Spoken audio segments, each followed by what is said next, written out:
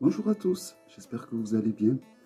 Donc dans cette vidéo, je vais vous présenter un tarot qui vient du Portugal, qui est auto-édité, mais qui reste à un prix, on va dire, convenable, car en venant du Portugal, il n'y a pas des frais de douane, il n'y a pas des frais de transport exorbitants.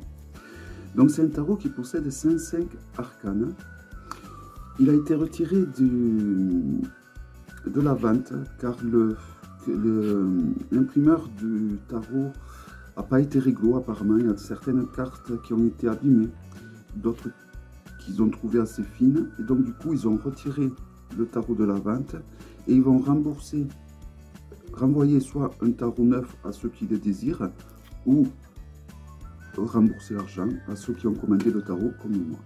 Donc je trouve que c'est un geste commercial que tous les vendeurs n'ont pas et que je tiens à saluer.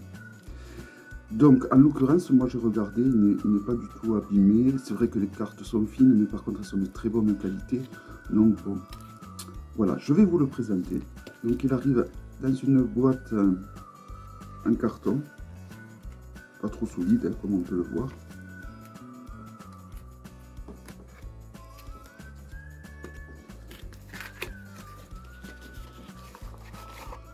Donc c'est un tarot qui a 105 cartes, c'est-à-dire qu'ils ont rajouté une nouvelle famille d'arcanes mineurs. Il y a plein d'arcanes majeurs qui sont en supplément.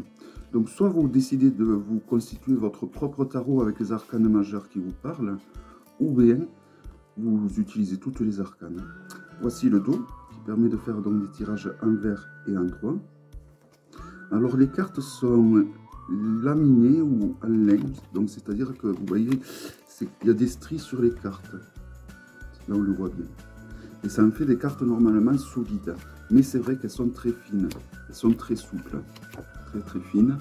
Mais la matière fait qu'elles sont quand même solides.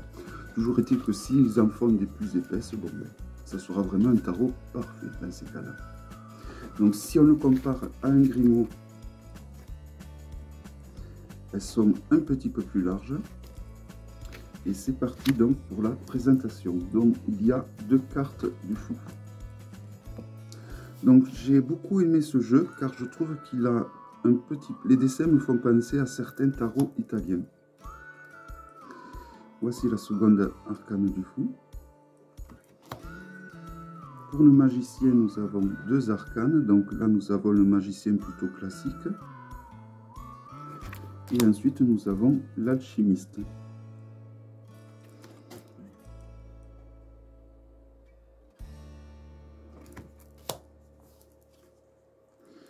La papesse, là nous en avons qu'une. Voilà, elle ressemble beaucoup à la papesse du tarot d'outil que j'utilise. Impératrice. L'empereur. Le pape. J'adore vraiment beaucoup les illustrations de ce jeu. Les amoureux.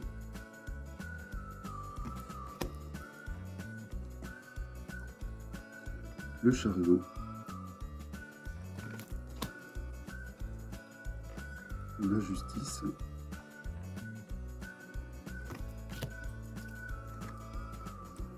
l'ermite, la roue de fortune,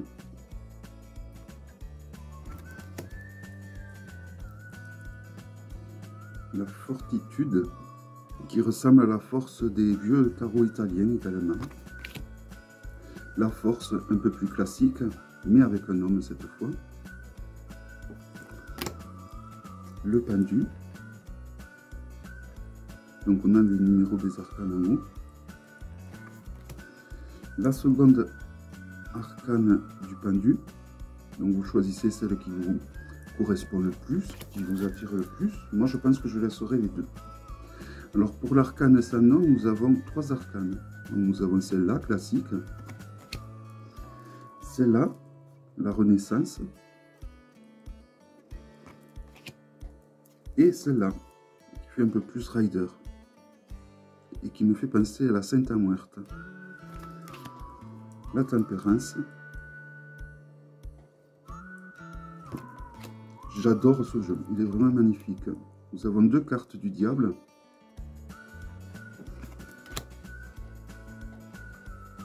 la seconde carte du diable. La tour.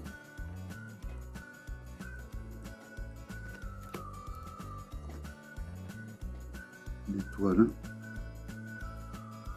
J'adore vraiment les illustrations de ce jeu. La lune. C'est vraiment un jeu qui me plaît énormément. Le soleil.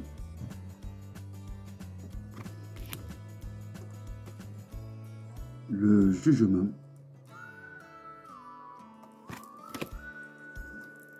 Et le monde. Voici donc pour les arcanes majeurs, vraiment magnifique. Alors je remercie également l'abonné qui m'a fait découvrir ce jeu. Donc là nous sommes à la série des coupes. Donc elle m'a fait découvrir ce jeu et je sais plus ton pseudo. Donc si tu regardes cette vidéo, je te remercie énormément car j'ai un gros coup de cœur avec ce tarot. Donc il y a beaucoup de scènes il y a du moins des symboles alchimiques, des figures qu'on trouve dans certains dessins alchimiques également. Mais hormis que la force soit après la justice comme à Marseille, c'est un tarot qui suit quand même le rider au niveau des arcanes mineurs. Hein.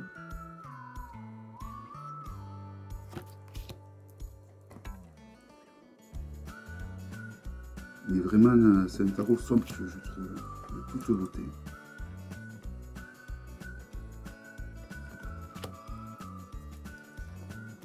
Le page, le coupe,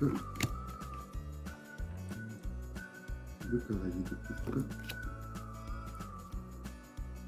J'aime ces jeux qui font semi-ancien et avec un côté un peu de alchimique ou voire fantastique, il y a un mélange de tout. Les deniers. Avec l'as de denier, la chatte qui crie à tue-tête, je ne sais pas si vous l'entendez, le 2. Vraiment les illustrations sont de toute beauté. Et si vraiment ce jeu, alors franchement la qualité des cartes, elle est... le fait que ce soit sur des cartes en lin comme ils appellent, fait que quand même la qualité est plutôt correcte. Mais c'est vrai qu'elles sont très très fines. Mais après, vu que la matière dans laquelle elles sont faites est bonne, ça...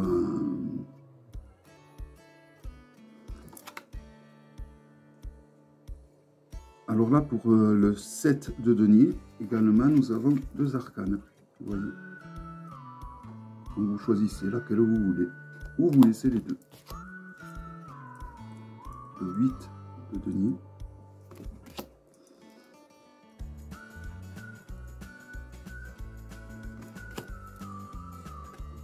Et le 10 de denier. Il faut que je fasse un peu plus attention. Je pensais qu'il n'y avait que les majeurs qui étaient en double. Le page, le cavalier, la reine et le roi. Donc là nous passons à la série des épées. Donc pour le moment ce jeu n'est pas disponible, mais il va être très prochainement disponible car ils sont en train de faire réimprimer donc une nouvelle version de meilleure qualité de ce jeu. Et donc ceux qui l'ont commandé et qui ont reçu la même qualité que moi, donc vous devez savoir que vous pouvez vous le faire soit rembourser ou remplacer. Voici pour le 3 des épées, donc vous avez le traditionnel ou celui-ci. C'est à vous de voir lequel vous préférez.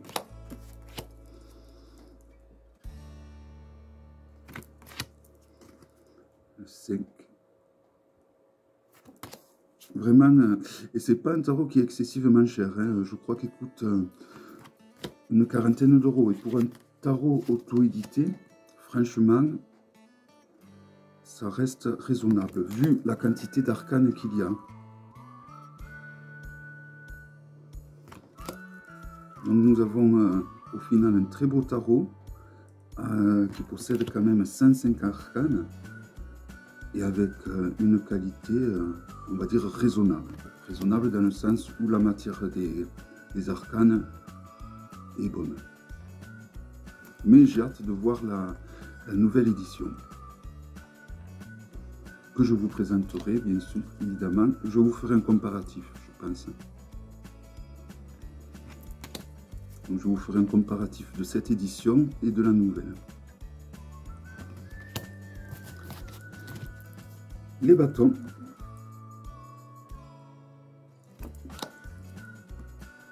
Donc c'est un tarot qui est très intéressant, qui va être très intéressant pour moi d'avoir un double au final, car comme je vous des fois dit dans certaines vidéos, peut-être que certaines ne l'ont pas entendu, je connais pas mal de tirages où l'on doit même utiliser des tarots identiques.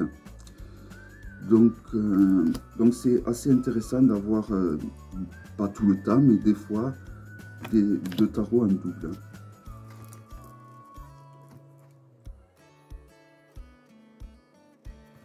Donc le 8 de bâton est en double, donc c'est à vous de choisir laquelle vous préférez. Je préfère celle-là, mais j'utiliserai les deux quand même, parce que l'autre elle a quand même du sens au niveau de la représentation.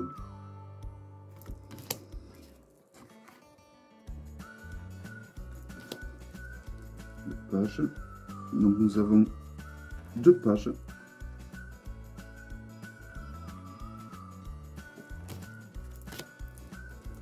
Le cavalier, la reine et le roi.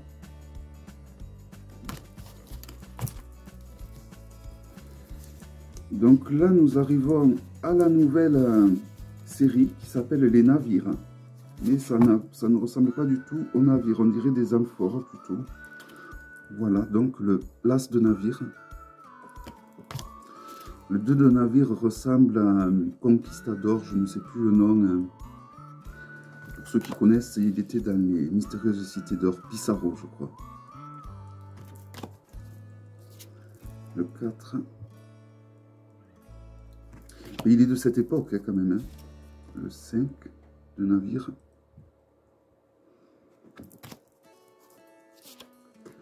Le 6 de navire.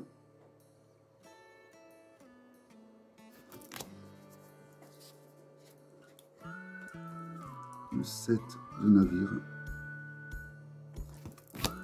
Vraiment magnifique. Le 8 de navire. Le 9. Le 10.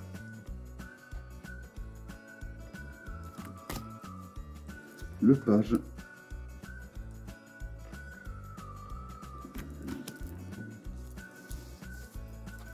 Le cavalier. La reine. Donc ça s'appelle les vaisselles, pas navire.